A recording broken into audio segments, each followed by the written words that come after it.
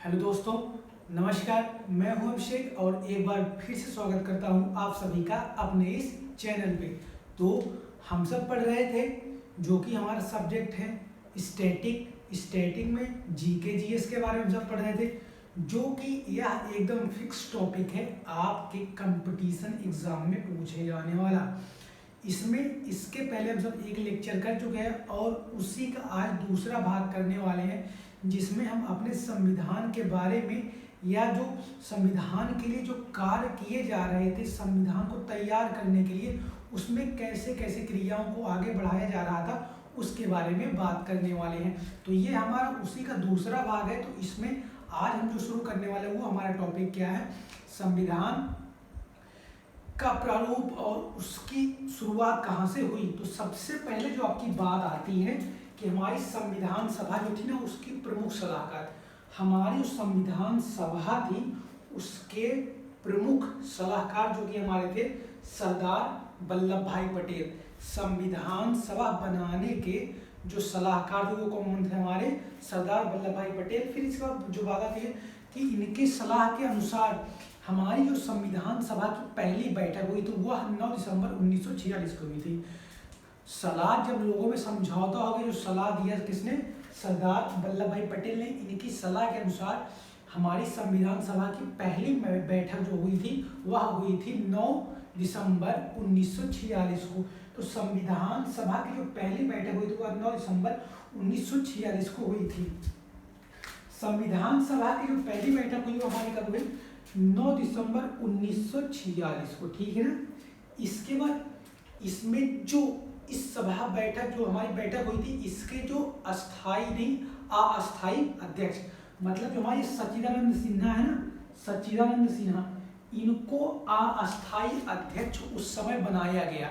फिर इसके 2 दिन बाद 11 दिसंबर 1946 का 11 दिसंबर 1946 में इनको हटा दिया गया। फिर इनके स्थान पे अस्थाई अध्यक्ष जो कि किसको बनाया गया, डॉक्टर राजेंद्र प्रसाद को, ठीक है। मैं बताते चल रहा हूँ, आप इसको नोट करते चलेंगे। क्या हुआ कि जो हमारे संविधान सभा के सलाहकार थे सरदार वल्लभ भाई पटेल, इन्होंने जब सलाह दी तो इसके आधार पे 9 दिसंबर 1946 को संविधान सभा की पहली बैठक की गई और इस संविधान सभा की पहली बैठक में डॉक्टर सच्चिदानंद सिन्हा जो कि संविधान सभा बैठक के अस्थाई अध्यक्ष चुने गए थे शुरुआती 2 दिनों के लिए, ठीक है। फिर इनके बाद इन्हें सवालों में पूछा जाता है कि आपकी संविधान सभा के अस्थाई अध्यक्ष कौन थे। तो कौन थे अस्थाई अध्यक्ष, सच्चिदानंद सिन्हा। फिर इसका क्या होता है कि 11 दिसंबर 1946 को इनको सच्चिदानंद सिन्हा को अस्थाई पद से हटा के डॉक्टर राजेंद्र प्रसाद को अस्थाई अध्यक्ष बना लिया जाता है। फिर इसके बाद 13 दिसंबर 1946, 13 दिसंबर 1946 को क्या होता है, हमारा उद्देश्य प्रस्ताव पारित होता है। कब, 13 दिसंबर 1946 को हमारा उद्देश्य प्रस्ताव पारित होता है। किसके द्वारा, पंडित जवाहरलाल नेहरू द्वारा। पंडित जवाहरलाल नेहरू द्वारा उद्देश्य प्रस्ताव कब, 13 दिसंबर 1946 को पारित होता है। इसका फिर 22 जनवरी 1947 को यह अपना लिया जाता है। क्या होता है हमारा कि 13 दिसंबर 1946 को उद्देश्य प्रस्ताव हमें लाया जाता है, मतलब कि इस बैठक में लाया जाता है, ठीक है। किसके द्वारा, पंडित जवाहरलाल नेहरू द्वारा, ठीक है। अब क्या होता है कि 22 जनवरी 1947 को इसको अपना लिया जाता है। अब क्या होता है 26 नवंबर 1949 स्वामिराज, मतलब क्या था, हमारा संविधान जो है वो कब बना था, 2 वर्ष 11 महीने 18 दिन। हमारी संविधान को बनने में लगे थे कितने समय, टोटल 2 वर्ष 11 महीने 18 दिन, ठीक है। अब हमारा संविधान बन के तैयार हो गया तो कब अपना लिया गया इसको, 26 नवंबर 1949 को इसे अपना लिया गया था, ठीक है। फिर इसका जो आपकी अगली तारीख आती है 26 जनवरी 1950। 26 जनवरी 1950 को क्या होता है कि जो हमने संविधान सभा को अपनाया है इसको लागू कर दिया जाता है, पूरी तरीके से पूरे भारत में लागू कर दिया जाता है। कब, हमारी संविधान सभा को 26 जनवरी 1950 को, ठीक है।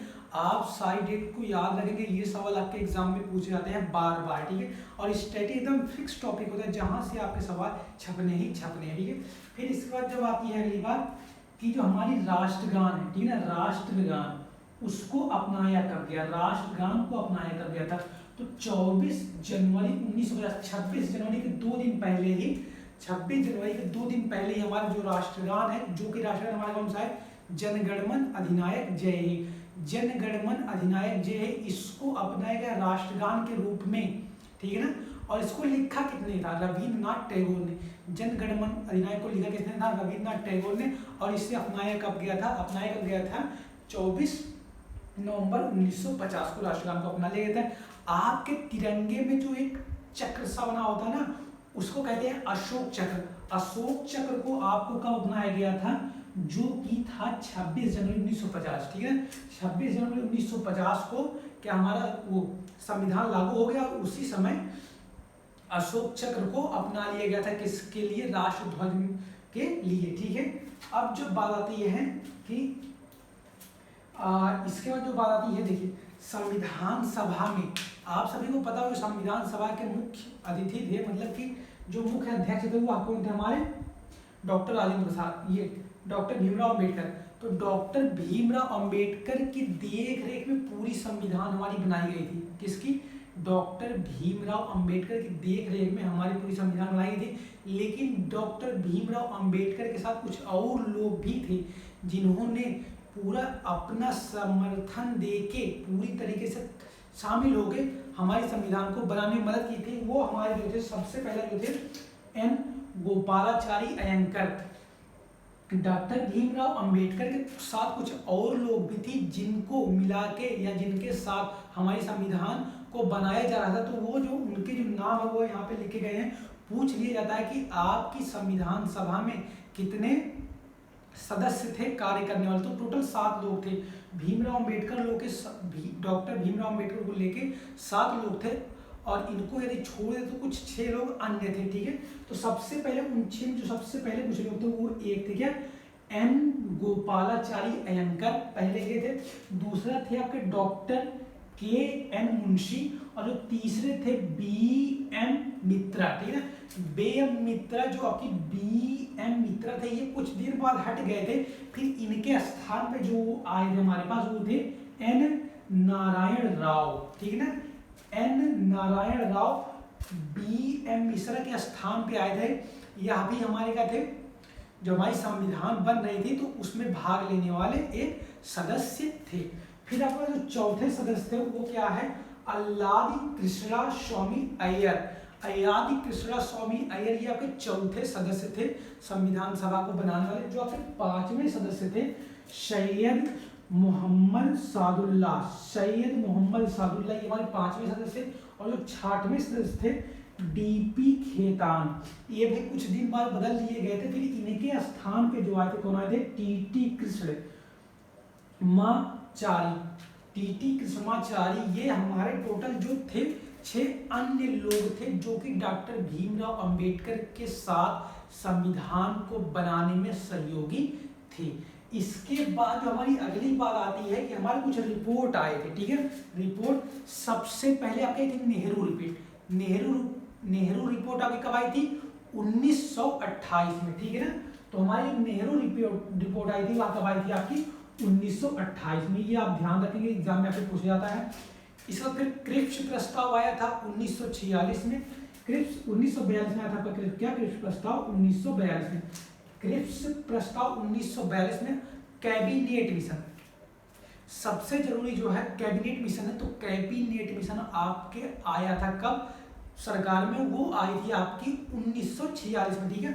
1946 में क्या होता है कि आपकी संविधान सभा बनना प्रारंभ होती है, ठीक है। और जो कैबिनेट मिशन है उसके जो 3 सदस्य थे वो मुख्य 3 सदस्य थे। सबसे पहले आपके जो थे पैंथिक लॉरेंस, ठीक है। कैबिनेट मिशन के आपके जो मुख्य सदस्य थे 3 मुख्य सदस्य थे। सबसे पहले जो आपके थे क्या, पैंथिक लॉरेंस, फिर इसके बाद क्रिप्स थे, इसके बाद अलेक्जेंडर, ठीक है ना। तो कैबिनेट मिशन के ये 3 सदस्य थे, ठीक है। अब इसके बाद जो आती है कुछ आपकी समितियां बनाई गई थी और उनके अध्यक्ष जो चुने गए थे उन पे बातें करना, ठीक है। तो सबसे पहले जो आपकी समिति थी वह क्या है, संघ शक्ति समिति। सबसे पहले जो आपकी समिति बनाई गई थी क्या, संघ शक्ति समिति। इसके जो अध्यक्ष चुने गए थे वो कौन थे, पंडित जवाहरलाल नेहरू। संघ शक्ति समिति के अध्यक्ष किसे चुना गया था, पंडित जवाहरलाल नेहरू। इसके बाद फिर अगला जो आपका समिति बनाई गई थी वह क्या थी आपकी, संघीय संविधान समिति। संघीय संविधान समिति, इसके दो अध्यक्ष चुने गए थे वह भी आपके कौन थे, पंडित जवाहरलाल नेहरू थे।